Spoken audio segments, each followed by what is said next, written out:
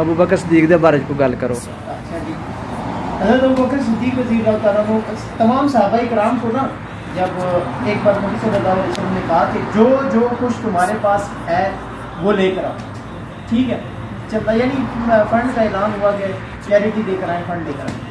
تو شاعر نے اس حضرت ابو بکر صدیق رضی اللہ تعالیٰ عنہ کا اور حضرت عمر رضی اللہ تعالیٰ عنہ کا اس وقت مطلب ایک مقابلہ سا ہو گیا.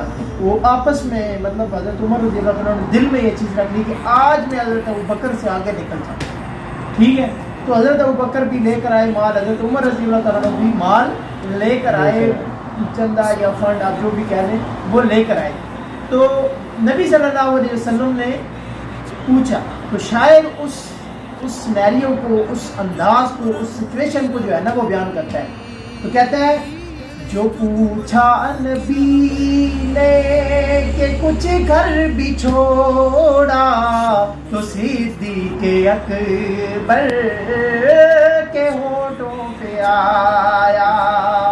جو پوچھا نبی نے کہ کچھ گھر بھی چھوڑا تو صدیق اکبر کے ہونٹوں پہ آیا. وہاں مال و دولت کی کیا ہے ضرورت جہاں دل لٹانے کو دل چاہتا ہے.